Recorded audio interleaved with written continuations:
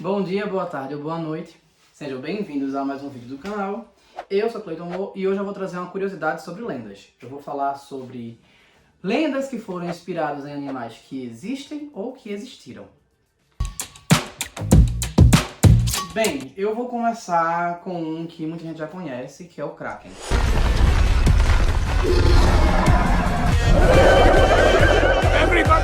O Kraken era dito que era uma criatura gigantesca, um polvo gigantesco, que afundava embarcações. Como afundava embarcações era uma lenda comum entre os nórdicos, já que os vikings navegavam, né? E os marinheiros, ali até da Península Ibérica mesmo, era comum na Europa. E diziam que ele, debaixo do mar, né, ele puxava os navios e afundava todas as embarcações. Porém, ele existe. Ele não faz isso, mas ele existe. O polvo gigante, o Kraken, é inspirado no polvo gigante, que é do gênero Enteroctopus. Ele habita algumas regiões do hemisfério norte e ele realmente é imenso, mas ele não ataca seres humanos assim não. E também tem outro cefalópode, né, que é o grupo dos polvos e das lulas, que também é gigante, que é a lula colossal, que é ainda maior que o polvo gigante. Ela alcança um comprimento ainda maior do que o polvo gigante. Só que ela habita as regiões muito frias do hemisfério sul. Ela habita ali. Outra lenda, que também é inspirada em animais que existem. Bem, esse aqui não é só uma lenda. Alguns indígenas brasileiros, vários povos indígenas brasileiros falavam sobre a grande cobra, que era uma cobra gigantesca, imensa, que vivia no fundo dos rios. Tem até uma lenda que fala que a grande cobra, ela mantinha a noite presa num coco com ela, debaixo das águas de um rio. E em várias lendas sempre falam sobre isso, e alguns indígenas tinham medo toda vez que falavam o nome grande cobra, que era uma cobra imensa, gigantesca, né? Eu não ouvi o que eu ouvi? Então, a gente tem outras citações de cobra gigante, né? Tipo a anaconda. E ela basicamente existe. Ela pode não ter chegado nesse tamanho tão colossal, mas ela existe. A sucuri verde. Ela alcança das sucuris, ela alcança, se eu não me falha a memória, a sucuri verde é que alcança o maior tamanho. Se eu não estou enganado, são 7 metros que ela de comprimento que ela chega. Outro animal que eu posso... Outra lenda, na verdade, que eu posso trazer é a ave roca, ou roca, ou ruth.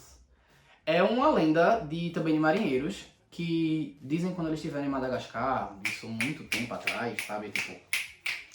Na época das grandes navegações, que eles viram uma ave que ela cravava as unhas dela em elefantes, subiam, voavam com os elefantes, soltava lá de cima, matava os elefantes para poder se alimentar.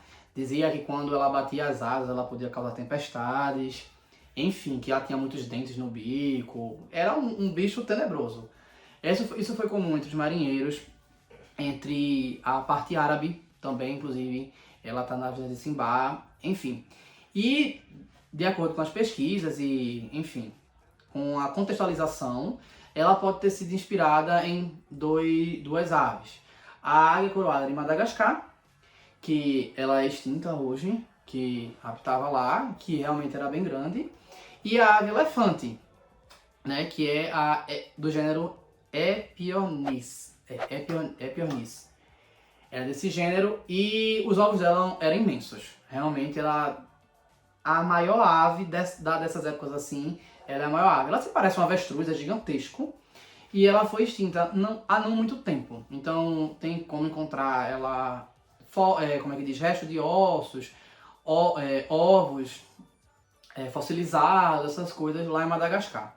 Então tem lá, ela podia ser a junção dessas aves, né? Porque às vezes não avistavam as aves, mas vinham os ovos muito grandes. Aí associavam os ovos da ave elefante ao mesmo animal. E o animal eles associavam à águia coroada de Madagascar.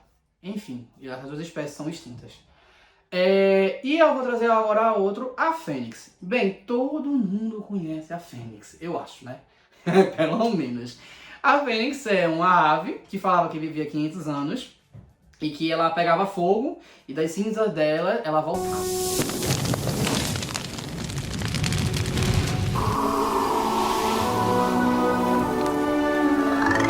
Ela morria e ressuscitava das cinzas, reiniciava o ciclo dela para mais de 500 anos de vida. Alguns lugares dizem que a origem da fênix é grega, porém os egípcios tinham Benu, que em egípcio significa brilho.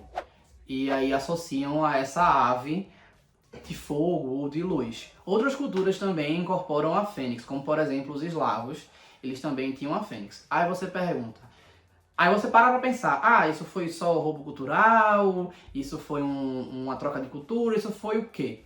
Bem, você parar pra pensar que tinham vários povos, você começa a pensar, nossa, talvez esse bicho exista, ou tenha servido de inspiração para alguma coisa, e deram nomes diferentes, não é?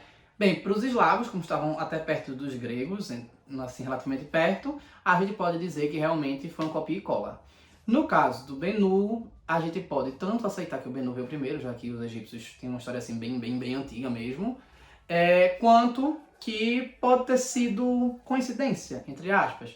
E aí, quais seriam as aves que inspiraram a fênix?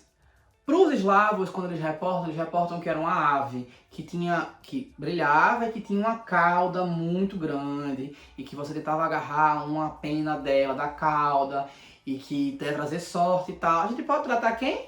O pavão. Minha gente, vamos parar para pensar. A gente tá numa situação que a gente não conhece muita coisa, não conhece muito bicho. E aí tu de repente tá na floresta e tu vê um pavão. Lembrando que pavão ali indiano, ele ocupa ali o sul asiático ou o sudeste asiático. Então, tipo, tu não conhece muito bicho, tu não sabe de muita coisa. De repente tu vê um pavão, pô. Olha, sinceramente, é um negócio realmente impressionante. Você pode considerar como se fosse uma coisa mágica, de fato. Então eu acho que teve aí essa inspiração na parte da representação eslava. Já dos outros dois, você para e pensa, sim, e o que é? Cadê o brilho de fogo? Nem pavão amarelo brilhando, né? Nem laranja. Mas tem o fazão chinês.